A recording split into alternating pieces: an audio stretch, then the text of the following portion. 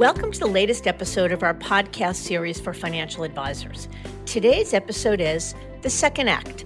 Barron's Top 100 Advisor shares her advice on scale, succession, and success. It's a conversation with Erin Botsford, author, founder, and CEO of the Advisor Authority. I'm Mindy Diamond, and this is Mindy Diamond on Independence.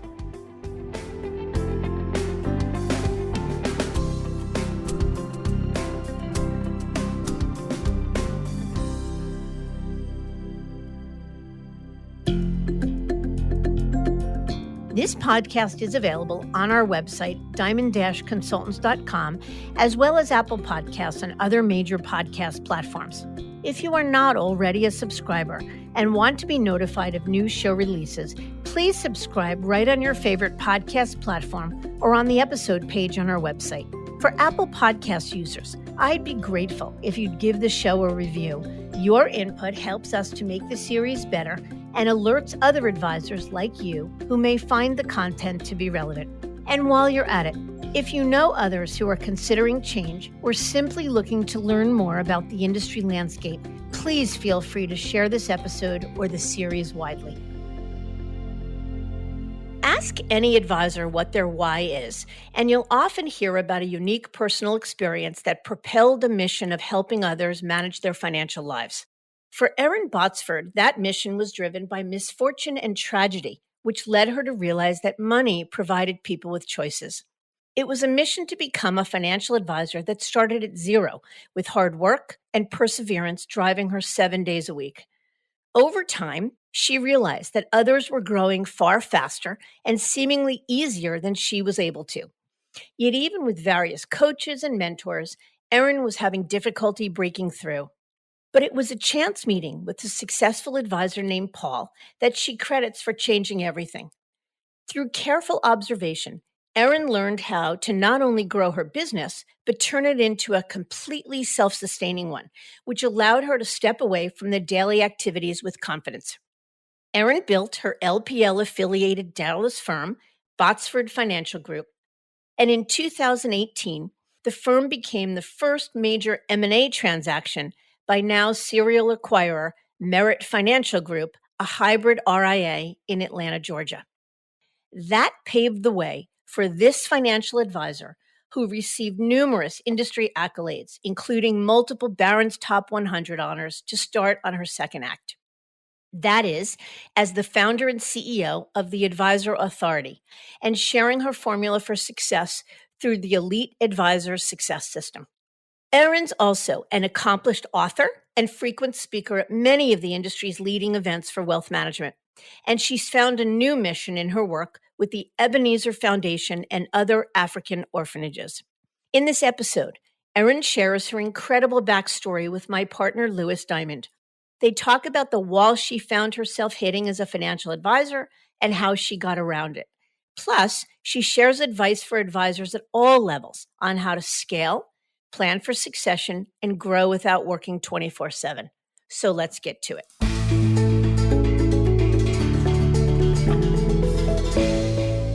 Erin, thank you for coming on today and telling us about yourself and your story. Well, it's a pleasure to be here. Very good. So let's jump in. Can you just tell us how you found your way to being a financial advisor in the first place, and in general, just tell us about yourself? Yeah, I had kind of a tragic childhood, and my dad died when I was 11, and I was involved in a very bad car accident when I was 16, and I had a lot of things going against me, but I had this young man who asked me to marry him. His name was Bob Botsford, and he was a military pilot, and we moved a lot around. He was a military officer. It took me 11 years and 7 colleges to graduate, and I only went to night school. So, not having a lot of confidence, we actually moved back to the United States from Germany in 1988. And I walked into a stock brokerage firm looking for a job as a secretary. And this very nice man said, "Hey, Erin, I'm going to make you a stockbroker." And I was like, "What is that?" I mean, I didn't know the difference between a stock, a bond. I'd never heard of the word mutual fund, but guess what? I was a stockbroker. So I started in March of 89. And that was the beginning of the journey. What an interesting start. Definitely wasn't what I was expecting, but it seems like you made your own luck, right? You didn't start with an inherited business. Sounds like you didn't grow up with a bunch of money and a silver spoon. You just kind of found your way into the industry, and the rest seems to be history. So, really excited to keep moving forward and learning about how you actually did learn about the stock market and become one of the industry's leading advisors. So, you started your career as a broker at the once regional firm A.G. Edwards, which we've heard was a terrific place to work, and then decided to go independent with Lincoln Financial and FSC, maybe some other firms, and ultimately LPL Financial. Can you take us through your career arc and your journey and how you even came to be an independent advisor in the first place? Sure. I loved my time at AG Edwards, and it was very difficult to leave. It was a wonderful place. But at the time, I'll just give you the thing that sent me over the edge. I was given the opportunity right after I moved to Dallas, Texas. I was given the opportunity to get in front of 900 people being offered early retirement from a big company. And I mean, I'm a young girl. I was probably in my early 30s. That was just an amazing opportunity. And so I gave 3 seminars, and I had 300 people at each seminar, and they were lined up around the building to schedule appointments with me. Well, my branch manager at the time, while he was very nice and kind and all of that, he offered me absolutely no support. So I was sharing one assistant with 4 other stockbrokers, and it was like the opportunity of a lifetime, and I didn't have the resources to capitalize on it. So enlisted my husband, who's at the time was an airline pilot. I'd call him up and I'd say, these people have 900,000, give them plan A, and these people have 700,000, give them plan B. And we were working day and night, day and night. And it was interesting that over a 3-month period that year, I brought in $25 million, which was amazing, especially for a young girl new in the business. It was awesome. But when the reality sank in, it turns out that this company actually paid out $792 million. And here I was, I literally had the implied endorsement of the company, but I didn't have the support staff, the resources to capitalize on it. And it was kind of my Scarlett O'Hara moment. It was like, as God is my witness, I'm never going to be put in this position again. And I realized that I was at the mercy of them providing me support, and I didn't like that. And so I was actually recruited by Lincoln, which was another place that was a wonderful, wonderful place to be. And they made me a sort of a middle manager. So they said, Erin, we want you to keep up your level of production, but we also want you to lead, guide, motivate, and train all of these other insurance guys and teach them how to sell investments. And so I did that for a very, very long time. And that was a wonderful place in my journey. Unfortunately, they had hired somebody from another firm, a big wirehouse firm, and he kind of laid out an edict, and he said, okay, from tomorrow on, everybody has to do at least 35% of all your business has to be in Lincoln manufactured products. And I'm thinking, geez, by that time I was doing $3 or $4 million a year in business. I'm thinking, I don't even think that that's legal. I don't know. So unfortunately for Lincoln, they lost quite a number of the top producers because that was just an untenable position. When was this approximately? I started with Lincoln in 95, and I was there at least 11 years. Let's call it 2006 or 7, something Okay. like that. And I wish that that man hadn't shown up because everything else in my journey at Lincoln was just amazing. And I still am very good friends with a lot of the people there. I just loved my time there, but it was an untenable proposition. And so I had to move on. So I made a couple of other stops. All of them I consider somewhat, I don't want to say mistakes because I think everything happens for a purpose. For instance, I ended up going at one point to a very, very small broker dealer out of Iowa. And it was at that broker dealer, there was not a lot of compliance. Maybe that's a bad thing because I think they went under, I don't know, later on, but they made it very easy for me to write my first book. My first book was called The Big Retirement Risk: Running Out of Money Before You Run Out of Time. And so from a compliance standpoint, there was one compliance guy and he pretty much signed off on my book. And I had tried to write a book at the other places and compliance made it a little bit more difficult. So again, I think of my life, everything happens for a reason. And so all these little stops along the way all added to the wonderment of my journey. And I count it all good. Every single thing that happened, both good and bad, I count it all for good. I love it. So a couple of just follow-up questions from what you said. First off, I would love to just learn, I'm sure the audience would too. So as a very young and entry level broker or advisor. How did you even get in front of that large company opportunity? What was your secret to kind of getting started? Because a lot of folks obviously struggle to make it in the industry, especially at a young age. Well, Lewis, again, I have to take it back a little ways. And first of all, to get in front of that many people, I had to be already adept at public speaking. So, where did I get that training? Well, I'll go back to the days we were living in Bitburg, Germany from 85 to 88. And before this career, I always ended up working in the title insurance business. So I followed Bob's career around and I could go in and be a secretary at a title insurance company. So as a result, I knew a whole lot about real estate.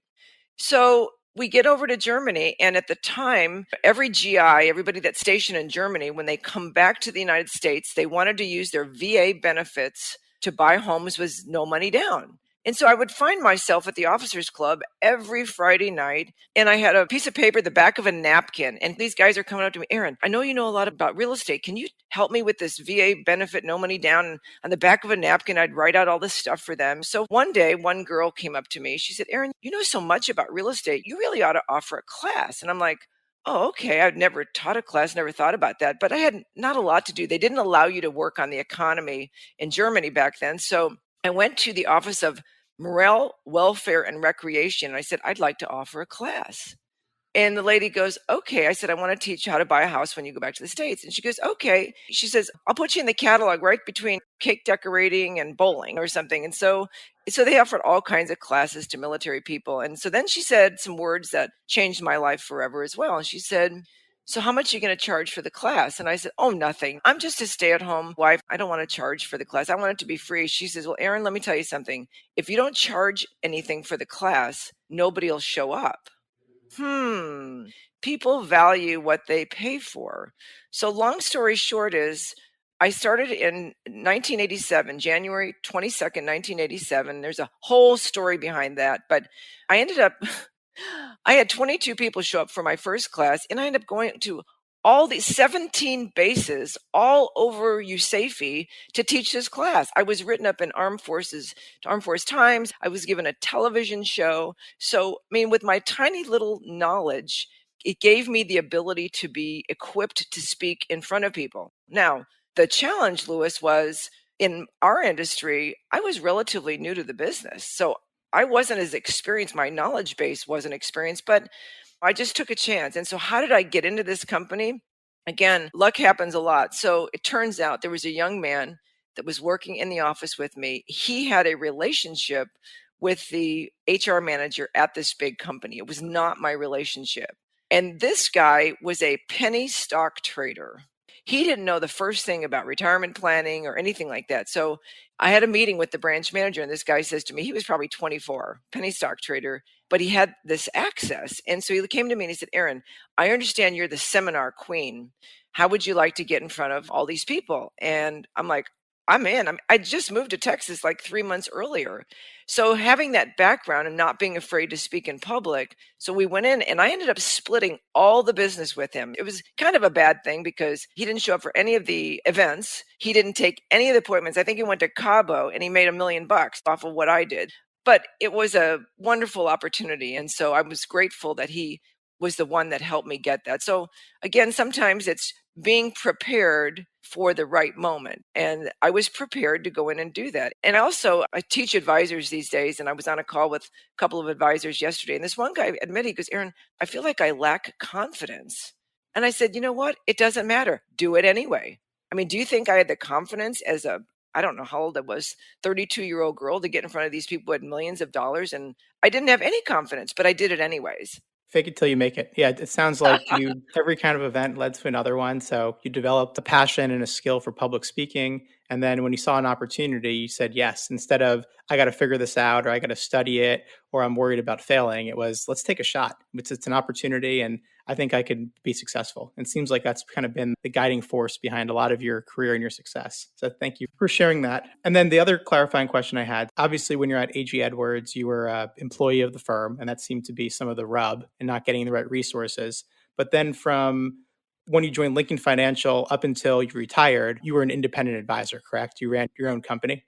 Pretty much. Lincoln was kind of a hybrid. Some of the others were hybrids, but finally, when I got to LPL, I will say that I was completely independent. But that has its pros and cons, right? And I also was talking to an advisor yesterday, encouraging him to go independent. I forget that you have to get office space and buy desks and buy computers. And I mean, there's a lot that you have to do. So I was fortunate that when I left AGF, in my mind, there wasn't a true independent model. There was sort of hybrids of independence. And so I sort of was able to wander into it slowly versus jump off a cliff and go hang my own shingle, which is what a lot of people do these days. Right. So hybrid meaning they provided some infrastructure that you're part of an insurance company. So there Sure. are some benefits and resources as opposed to when you moved to LPL where it was truly you were running your own show and you provided all of your own infrastructure. Correct. Yeah. That makes sense. Yeah. So what was the motivation behind joining LPL? It seems like you're at large broker dealers, publicly traded ones, very, very small ones, employee firms. So what made you land at LPL, which was ultimately where your career finished up? Well, I think I told you I ended up at this very small broker deal because, okay, let's think about this. At one point, I was with FSC Securities, another great, great firm. I loved my time at FSC. But during the 2008 financial crisis, FSC was a division of AIG. And everybody that's my age, maybe even your age, will remember AIG had some significant problems. And so it appeared they consolidated all 5 broker dealers under the AIG network. And what happened was here we were in this major financial crisis. I was a top producer, was one of the top producers in all 5 of their broker dealers. And yet I'm needing to get information and emails and things out to my clients, and because real estate market has collapsed, and they were thinking at the time that a week turnaround for compliance was okay. They were scrambling for resources and they were cutting costs and cutting employees and things because they had to stay alive. So I think they combined all of compliance out of one office in Arizona or something. And so it was untenable for me. I couldn't wait a week or even 3 or 4 or 5 days to get an approval for compliance. So I had to leave. Like I said, I can't operate under these circumstances. And so I ended up, I'll call it a mistake. I went with a very, very, very small broker dealer out of Iowa, which this guy had started his own thing. And again, it was wonderful. Everything looks great at the time.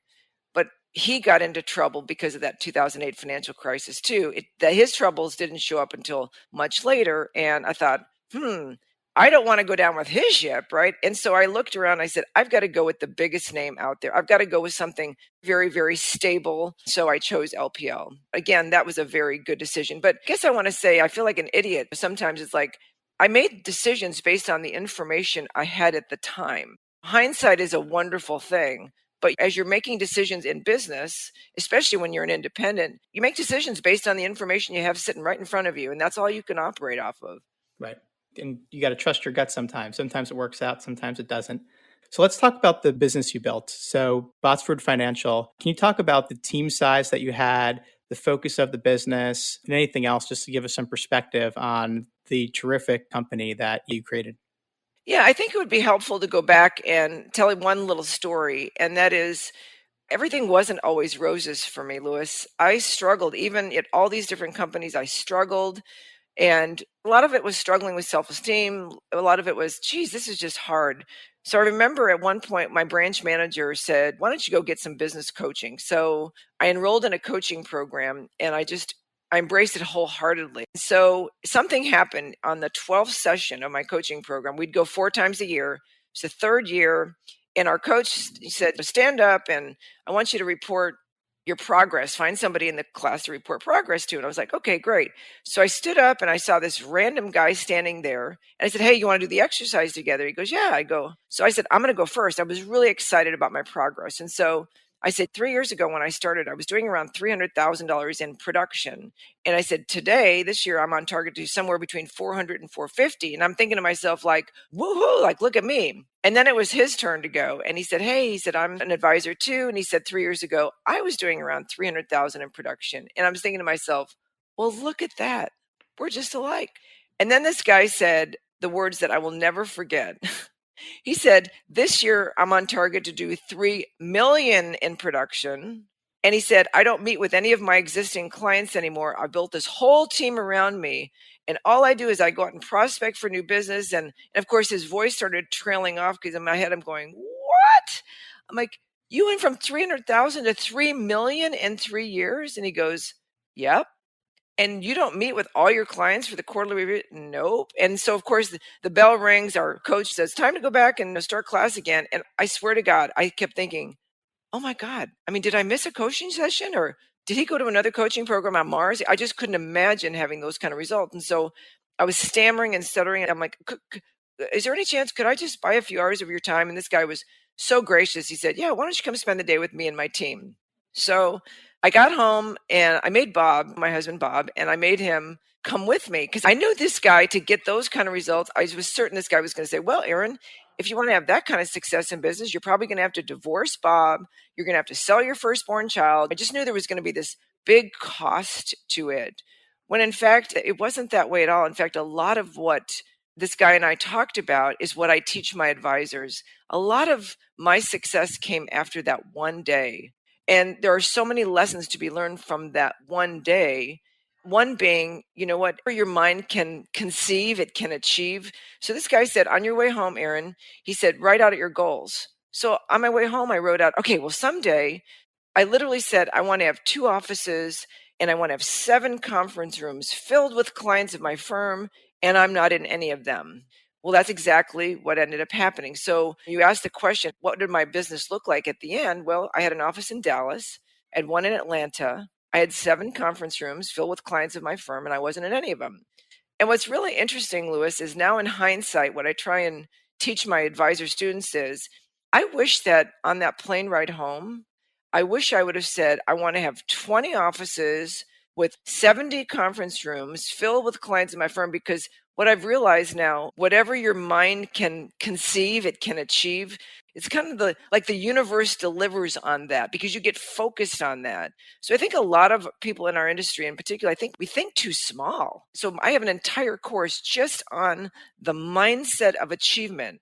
And what I love about it is I take people through my journey. Again, I lived in poverty. I went through hell. I went through a criminal trial where I was charged with involuntary manslaughter. I went through a civil trial. I mean, my upbringing was just not ideal, but yet look at where I ended up.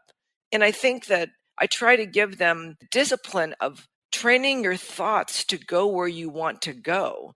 So it begins with your thoughts. Anybody listening to this podcast, you can become and you can have any size business you want. You just have to determine what that is. And when you get a real clear picture of where you want that business to go, it's kind of like the universe will lead you there. And I don't know how else to say it, but I've found that to be true. It's absolutely amazing. Based upon what you're saying, the 10xing mindset, it sounds like the program was Strategic Coach. Was that the coach that you were working with?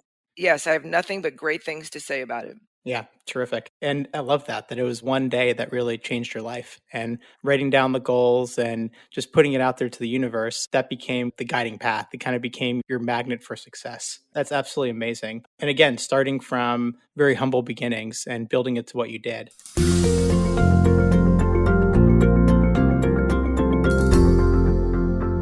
So you mentioned by the end of your career as a practicing financial advisor, you met your goal. You had multiple offices, 7 conference rooms filled with clients, and you weren't in any of them, meaning you made yourself unnecessary to the business, which is ultimately, I know it's a strategic coach concept, kind of the self-management company is the ultimate goal. That's the pinnacle. I think a lot of advisors feel that way. So what did your team look like? How did you build this team and assemble it so that clients weren't asking about where's Erin, where's Erin, where's Erin, and you're able to kind of go and do your thing?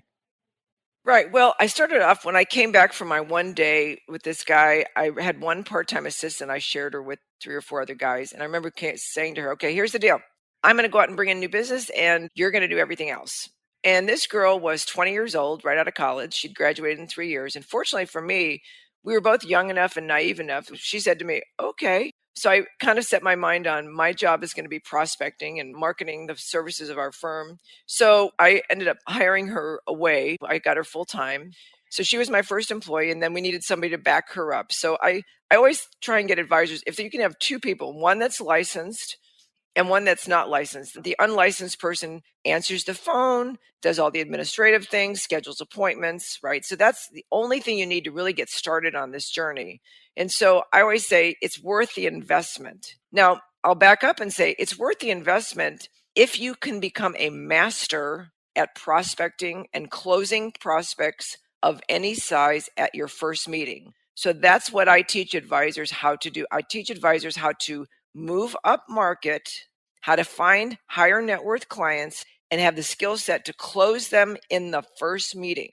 Okay, because if you can do that, if you can master that one skill set, then you can build something. If you can't hunt and you can't close, you can't afford a team, right? It's just basic 101. So from that one person, so it ended up I have a 3-part transition. So we would get a lot of business in, and eventually I would have this person she would first sit in on meetings with me. And when I came back from my one day with this guy, Paul, from that day forward, I was never in a meeting by myself. Why? That's how I trained everybody. I wanted them to hear client questions, what kind of objections they might have, how did I overcome the objections. So if there's one takeaway from this podcast to give to an advisor, a lot of them have support staff, but their support staff are never in the meeting, never on the Zoom call, never on the phone call. And in my mind, that is the biggest mistake you can make, because how are they going to learn? How do you teach them to give the same answers that you would give if they don't hear you? So from that day forward, I always had a person in the room. At first, it was Kaylin. Feel free to say her name. She's a rock star in the industry. And after that, it was another guy named Kyle. I mean, it ended up one at a time. We hired about one new person a year for a number of years. And that's because I was a master prospector. I was a master hunter and closer. And what's interesting, Lewis, is that I didn't know that. Okay. I just have a natural ability. And so I was unconsciously competent, because let me tell you, at the time, there wasn't a lot of training out there to do what I did. I figured it out. And so what's really cool is the course that I teach right now, I just let people copy. If you say these words, the prospect will say yes, right? So now I've created something where people can just copy or model what I did unconsciously. And so that's how I built my team out, just probably a new employee a year. And then I teach advisors, again, there's a 3-part transition, and I'll briefly go through it. And that is, you subdivide your client base into A, B, C, maybe even D, okay? And you don't start putting these people in front of your A clients in year one. So year one is first of all, year one, they sit in on all your meetings with you. And when you get done with the meeting, you ask that employee what happened in that meeting. You don't tell them what happened in the meeting. You ask them, did they recognize? And so they have to articulate back to you, well, when you suggested this, the client had some questions and you came back and said that, right? I want them to hear the conversations, and I want them to be able to articulate back to me what they heard. So year one is all about listening, training, understanding, getting the drift. So year two begins the transition. So now in your C clients or D clients, I actually had some D clients, and they were very nice people that were loyal to me, and I didn't want to fire them. And so, but it wasn't a good use of my time to meet with them quarterly or semi-annually or whatever. So year one, the first meeting, here's what happens. I'm meeting with a C client. We run the meeting exactly the way we did the year before. I'm running the meeting. This person's taking notes. So quarter later, 6 months later, whenever the next meeting is, all we do is we shift seats. Now think about it, Lewis. My clients, these C clients, they've been used to now for a year and a half, this person being in the meeting, because this person also does all the follow-ups. They send all the paperwork. They do everything after the meeting. So they're very familiar with this person sitting in on meetings. This time, we're just going to change seats, and this person's going to run the meeting. So I might say, Kyle's going to run the meeting. And I'm sitting there in the room, and if the client looks over at me, or if Kyle recommends something, the client looks over at me, I might just quietly nod my head, sort of giving my affirmation.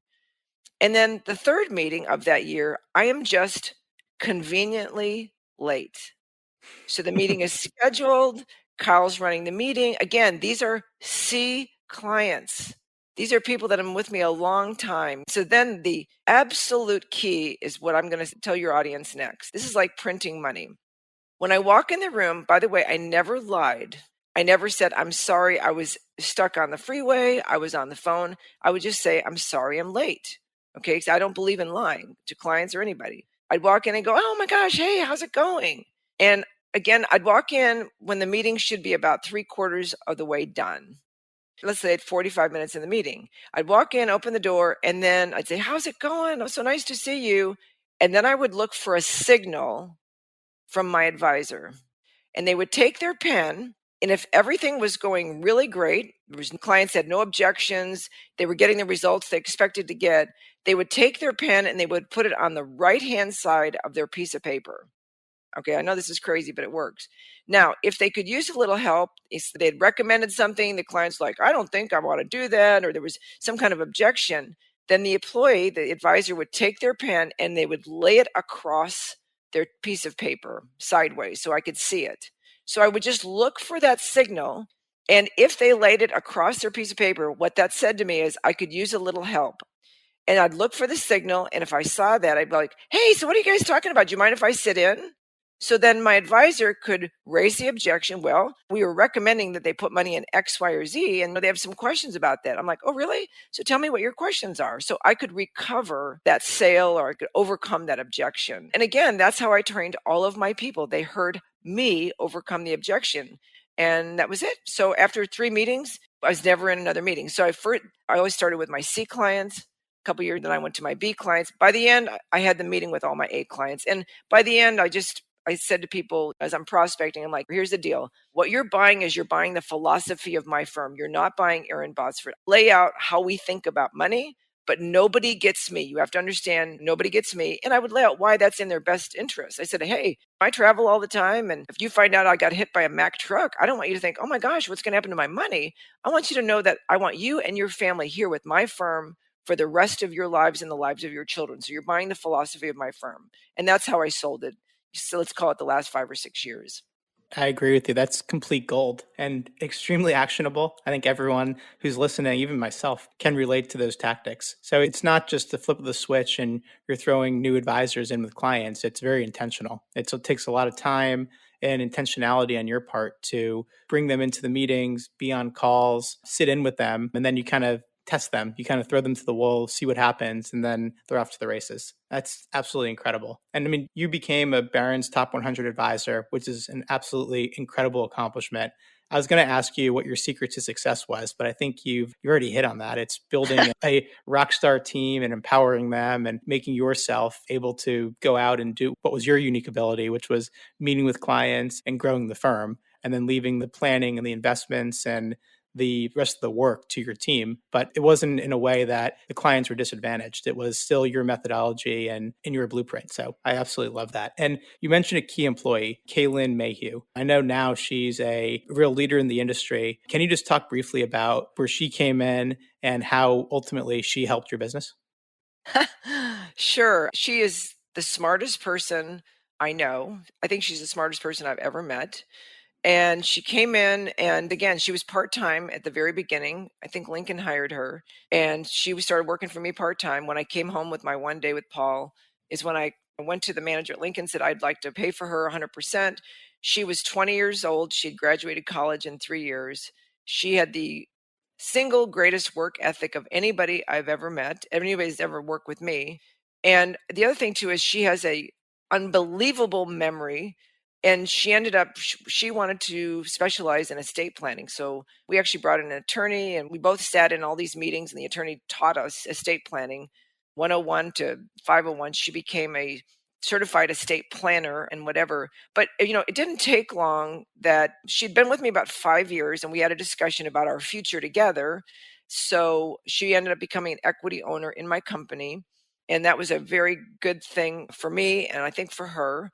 And she ended up running the whole business. And so I think that was really good, because I think by the time I sold my company 5 years ago, I think Kaylin was probably in her early 40s. I don't know, not exactly sure, but she was well positioned to go into her new company, Merit, and just run the heck out of it. I mean, she is an industry rock star. She's way smarter than me. I mean, on every single front, she's way smarter than me. So I'll take credit for being her mentor. And I think she learned some things about like the way we treat our clients, that we don't lie. We never lie to a client and say we're late, or that we're stuck in traffic. And I think from a ethics perspective. I poured into her my belief system, and she's amazing. And anybody that was lucky enough to work with her or for her, I can't say enough about her. So I was lucky to have her on my team. I'll give her 90% credit for allowing me to do what I needed to do to reach the heights that I reached. So it was a team effort. Yeah, I think everyone kind of looks for their Kaylin, their right hand, and their person that could take the reins. In a prior meeting, I remember you sharing with me that you took a sabbatical, and you're very philanthropic. So I would love to hear about that. But I know when you said when you stepped away for a very long period of time, you came back and things were still kind of running as you had left them. Can you talk a little bit about that? Because I think that's probably the most scary thing for a business owner, for an advisor, for really any human, is letting go of control and kind of trusting what you built to function without you. Yeah, you are absolutely right. So what I had done, Lewis, is my first book was called The Big Retirement Risk: Running Out of Money Before You Run Out of Time. And that was my book for my retail audience. And I just wanted to write a book. And so shortly after that, I wrote another book called Seven Figure Firm: How to Build a Financial Services Company That Grows Itself. And really and truly, before I published it, I wanted to make sure, am I telling the truth? Telling the truth is super important to Erin Botsford, okay? And I wanted to make sure that before I let it go, my company was running itself. So Bob and I decided to take 6 months off. So we went to India for a month on like safari and all over India. We went to China for a month. We went to Africa for a month. And we can talk more about the orphanage I support and what I do with my money today. And the reason I went to these other places, I wanted to go far enough away that when the office was open, I was asleep and vice versa. Because if I was just in Europe, they could contact me, Got to then take away the temptation. yeah. So it was scary. I remember being on this cruise. We went with some clients on this trip to China. And I remember after about 3 weeks, I'm sitting in a room and my client is holding my hands going, Erin, it's going to be okay. It's going to be okay. Because we'd gone 3 weeks and I'd done so well, not checking in and not whatever. But still, it was like leaving my baby. Are they taking good care of my baby? Right. And fortunately, I trusted Caitlin implicitly, and I trusted my team. So, and then Bob and I took the summer off. So that was between 2015 and 16. And we ended up having a record year. And so I came back and gosh, I was so proud of them. And think about it, they were really proud of themselves. And so I also try and train advisors like, what? Do you have to take all the credit for everything? How about giving a little credit to the people who work for you, support you? So I was so proud of them and they were proud of themselves. And so, but essentially, Lewis, I kind of worked myself out of a job. So in 2016 or 17, I started getting asked to give industry speeches. And truthfully, before that, Lewis, I didn't see any reason to do an industry speech. I was like, why would I want to train my competitors, right? So the first speech, they were offering $10,000 for a 1 hour speech. And I said to Bob, I'm like, you know what, for $10,000, I could pick up the phone and call a client and make $10,000. I don't need to get on a plane to go do that. So I woke up in the middle of the night. All my big thoughts come to me around 3:29 in the morning. And I woke up and said to Bob the next day, I said, well, how about if every time I gave one of these speeches, how about if we gave half the money or 50% of the money to the orphanage that we support? And of course, my husband's like, oh my gosh, that's a great idea. So suddenly I had purpose to get on a plane. So before my very first speech, I think it was January 2017 or something, at 3:29 in the morning the night before, I woke up and I added one slide to my deck and it said, come spend the day with me and my team. And I was going to charge $3,000. And I thought that one day, for me, spending that one day with Paul was so valuable. So I wonder if that would appeal to anybody else. And so at that first speech, I had 18 advisors sign up to come spend the day with me. And I'm like, oh my gosh. I came back to my team and I'm like, oh my gosh, we have 18 people coming. Like, I didn't have a program. I had nothing. But I'm a 10 quick start, Lewis. So, that's about how I operate. So a couple weeks later, I created a program and I started having advisors come and they spent one day with me. And literally all I did was I paraded my team members, because the biggest thing advisors now I know is they don't have large teams and they don't empower the people that work for them. So I would start with the receptionist, and I had her come in. This is what I do for the firm. And then I had an advisor. This is what I do for the firm. I had my HR manager. This is what I do for the firm. I had Kaylin call in from Atlanta and talk about the history and what she did for the firm. So I'll probably expose them to 15 out of my 18 employees at the time so they could get a grasp on what other people can be doing for them. So I also gave them, after they were gone, and they were, of course, overwhelmed after one day, I gave them 2 hours of time with any member of my staff. They could pick which ones, the marketing people, they could pick whatever they want, but they had to submit their questions in advance, just to be respectful of those people's time and everything. Well, the questions started coming in, they started spending time, and I realized, Lewis, they all have the same questions. They all have the same issues. And I was able to sort of narrow those things down into, let's call it 5 broad categories. So then at the time, again, everything happens for a reason. At the time, I was actually taking an online course. So every summer, it's hotter than hell here in Texas. And so I would always take summertime, anybody who had money in Texas, they were gone and they were on vacation. Your clients don't want to hear from you. They want to have time with their kids. So I made it a point that every summer I studied something new. I wanted to, it might be physical fitness. I might do a fitness challenge, or it might be an industry thing. I might do some every summer. And I got up early and I was taking this online course on how to create an online course because I thought, I wonder if I could take all of this information, these broad categories.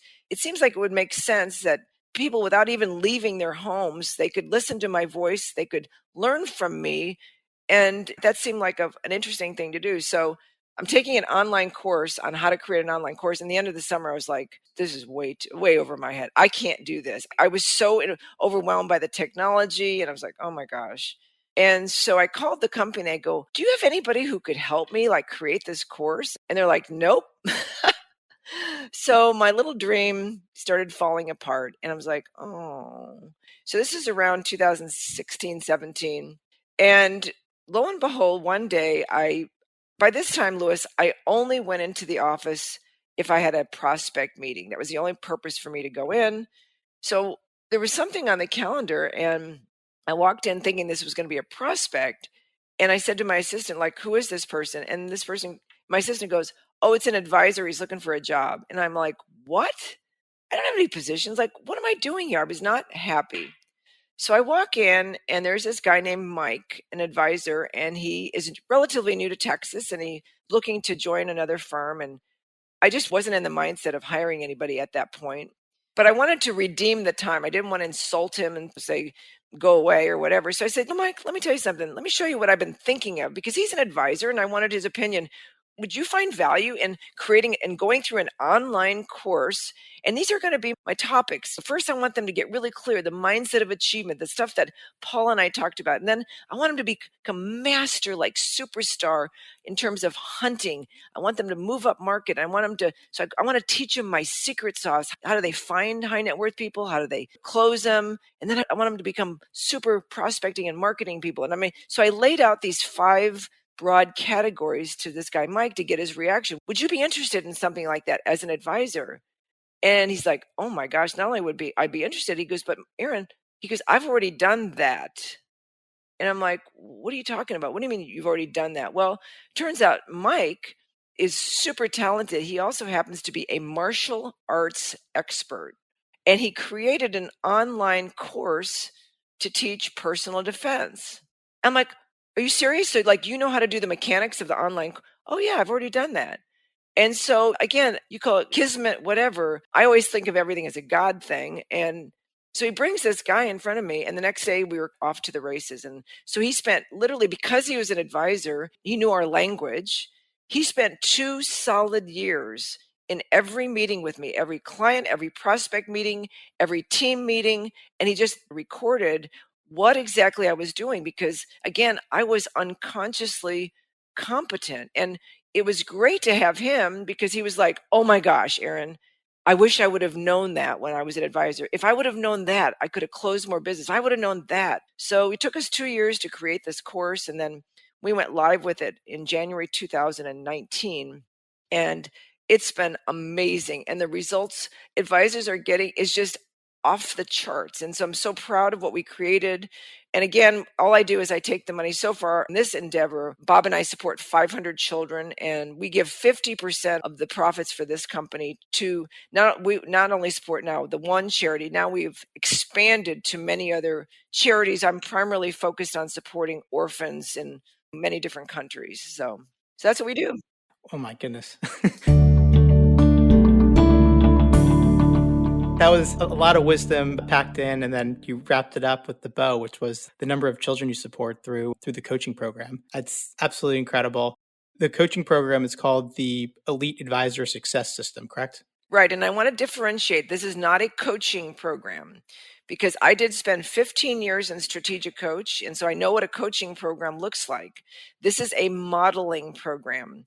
And so actually, a lot of my students, they do both. They do my program and they go to some kind of a coaching program because a coaching program helps you become accountable to maybe somebody else, accountable to yourself. So I want to make that differentiation. Mine is it takes 6 months to learn everything I know. And then people stay on with me and they go through what we call mastery. And mastery is, yeah, I can teach you everything you need to know in 6 months. And literally, Lewis, they get an email from me every Monday morning, and it says, this week, I want you to study this. And literally, I make it so simple. They can tee up a recording while they're walking their dog, where they're on a treadmill. It takes about an hour to hour and a half a week to not only listen, but then start implementing what they're learning along the way. So it's copying something that already works. The difference in coaching is I used to go and my coach would say, you need systems and processes. And I'd have a blank piece of paper and I'd be like, go. In my case, I'll say, yes, you need a birthday process. You need a system and process for sending birthday cards to all your clients. Here's the system. Here's the process. Give it to your team, make adjustments for your broker dealer or whatever, but here it is. Every single thing that happens in a business, there's a system and a process around it. And one of the reasons I tell them you have to have that, you have to have it documented, is because if you don't, then your team can literally come and put a gun to your head. You know what? I had no idea. How do I send a birthday card? I had people that did that. And I was always afraid, oh my gosh, what if they come to me and they say, well, unless you pay me another 10 grand a year, I'm leaving. I mean, I didn't want that. So everything has to be documented. So I give them the original documentation. You can morph it to your style. Every single thing that you do, how to get in front of a high net worth prospect. When you get in front of this person or these people, the exact words to say to get them to say yes to you in the first meeting. So it's my program. Again, I don't want to call it a coaching program. I call it a modeling program because it's very prescriptive. There's nothing left to chance, and it's very quick. If they take it seriously, we have lots of guys that are going to 10 times their business in 3 years because this is not rocket science. Yeah, it's just taking a very successful model. So let's back up a little bit. This will be the last segment of questioning. So in order to focus, we'll say mostly full time on the Elite Advisor Success System, because you did make yourself irrelevant in your business after your sabbatical, you decided to merge or sell your business to what's now a mega RA acquirer called Merit Financial, ran by a gentleman named Rick Kent. Can you talk a little bit about the transaction process? When you were going out to sell the business, I guess first off, how do you know you wanted to sell the business? And then what was your criteria when thinking through who the right buyer or merger partner would be? Yeah, so this is a long story too, but Lewis, I've been working since I was 11 years old. When my dad died, left my mom penniless, I bought everything I've ever owned since I was 11. So I'd been in this business for like 30 years. And I thought, I wonder if there's anything else in life to do besides work.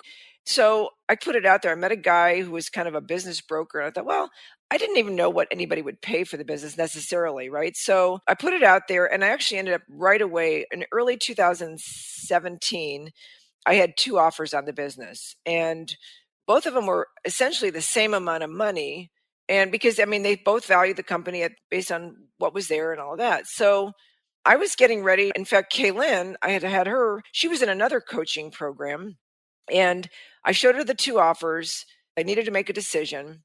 And then my son and my daughter-in-law got pregnant with their 3rd son, but they ended up with a fatal diagnosis. So they came to us and they said, this baby is very, very badly deformed. They could tell that within 10 weeks.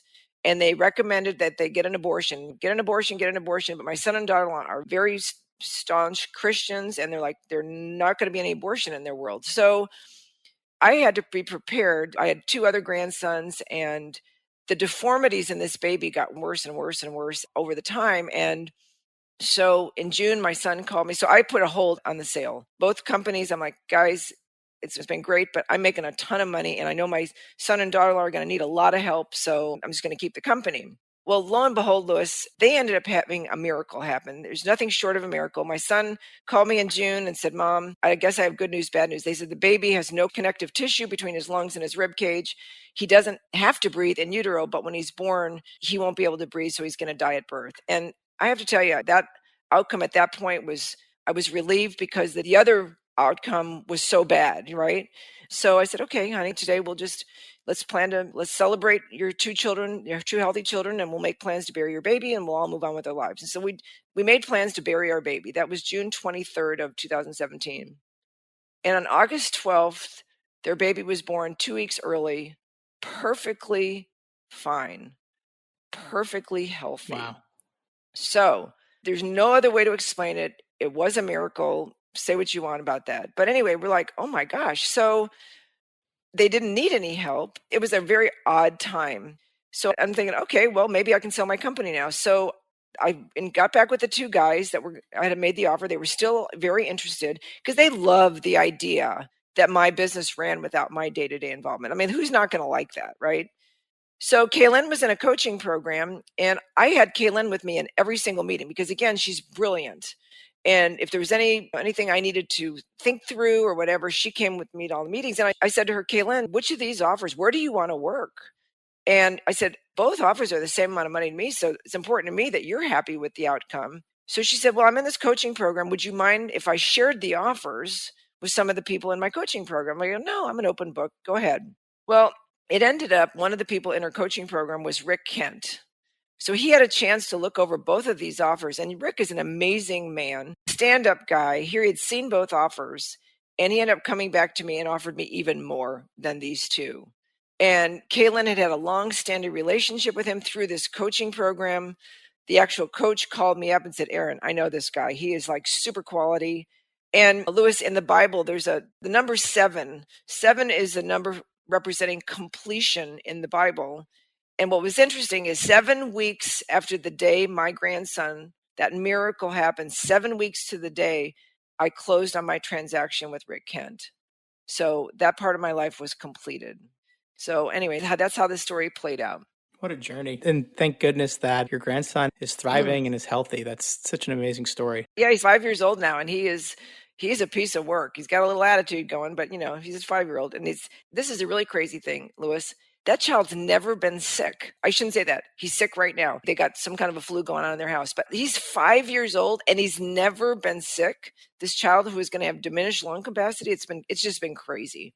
That's incredible. You got to be thankful for what you have. And it seems like, the very amazing thing about your business was you're in a position to be there to support your family. And obviously still are, but it did, I guess, free you up to be able to move on to Act 2, which is the advisor modeling program. So one more question for you. Many advisors really struggle about thinking on their own succession plan. It's hard, right? To give up control, to give up what they love, to give up what's given them an income, and to trust that it's all going to work out. How did you get comfortable with that?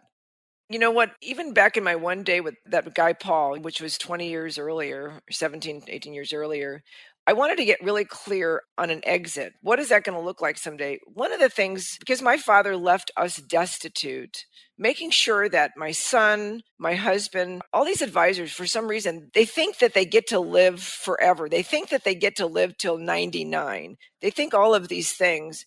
And here we do planning for other people, but advisors rarely plan for their worst case scenario, which is next March, they have a stroke and they can't work for a year.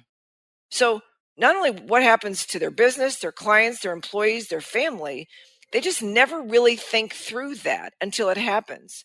Now, case in point, the day Rick bought my company, I'm told he bought another woman's firm. I'm told she had about the same amount of revenue as me or whatever. And unfortunately for her business totally depended on her to meet with every client. She had a team, but apparently she met with all these clients. Unfortunately for her, she'd had a massive stroke and she had to sell. Well, because those clients were all dependent on meeting with her, that's a huge risk to the business, right? So I'm told that she got something like 25 cents on the dollar compared to the check I got to offset the risk that those clients, once they realized they couldn't meet with the leader, the head of the business, they'd leave. What's tying them to the buyer? So I think that once people get clear on the vulnerability that is called life, it makes it a little easier to say, okay, what if next year or 3 years from now something happened in my life? Because I wanted to protect the value of the business for my husband. He was with me. My husband came to the office with me. He's an airline pilot, but he flew for the first 11 years of my career. He never took a day off. So he would fly maybe Friday, Saturday, Sunday, and he was with me in the office Monday through Thursday. He helped me with bookkeeping, he helped with filing, he did everything. So 11 solid years of us working together. This was something he built too. And I wanted to protect the value of the company for him too. And what about my son, Kevin, who I went into the business, my son was 5. I was out breakfast, lunch, cocktails, dinner, breakfast, lunch, cocktails, dinner. I missed baseball games. I missed basketball games. I sacrificed, and my son sacrificed so that Erin Botsford could to build a business. So how dare I not take into consideration, like I had a buy-sell agreement with Kaylin backed up by life insurance. I wanted to make sure that the value of the business was protected for my family. And so a lot of these advisors have got to really think hard and say, okay, what's my business going to be worth if I can't be there? So that was my primary driving factor in creating a business that ran without me. And I'll give you one example that Paul and I discussed in our one day together. And I teach all my advisor students this. Our business is one of the very few we get to hang a shingle, open an office, do it from remotely, whatever. The barriers to entry in our business are so low. You go past the Series 7, right?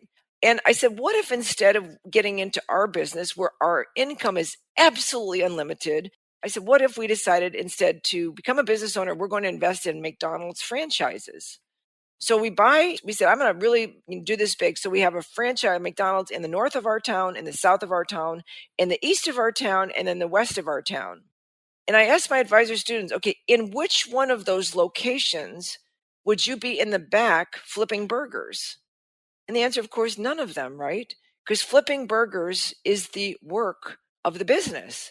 Now, why is that so different from our industry? I've never had the CEO of UPS show up with a package at my door. So unfortunately, advisors, because a lot of their ego is tied to what they know, one of the biggest problems that we have is, I always tell advisors, if you have to be the smartest person in the room, if that's a requirement for your ego, the problem is that means you always have to be in the room. So if you cannot allow other people to shine, that's going to greatly diminish what you can build.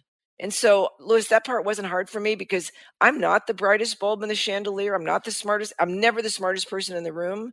And I'm okay with that. I'm a good storyteller, and it's a key to winning over prospects. So I'm really good at the small piece that I did in the business. And I had no problem. And I would build up these people that work for me. Everybody that met in the room with a client of mine, Kyle was the smartest person I've ever met. Kaylin is the smartest person I've ever met. Blaine is the smartest person. Because in their own way, they really are. One person that was interviewing me said, yeah, they were the smartest person in the room because they went to work for you. I'm like, well, Absolutely incredible.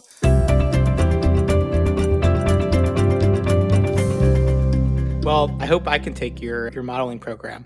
I don't know how it's going to be completely germane to my business, but I would love to be able to get more of your expertise, and we'll make sure to put the link to sign up or preview your program on the episode page. that'd be awesome. Erin, this has been an absolute thrill. It's been a blast to just hear you tell your story and all your mini stories along the way. I learned a lot. I think everyone who's listening is going to walk away with not one, but multiple nuggets of wisdom. So thank you for being vulnerable, sharing your story, and really showing us who Erin Botsford is and giving us a blueprint for your success. We really appreciate it. Well, thank you for having me. And Louis, I look forward to seeing you up in Park City. Let's go ski together. Absolutely. We'll see you there.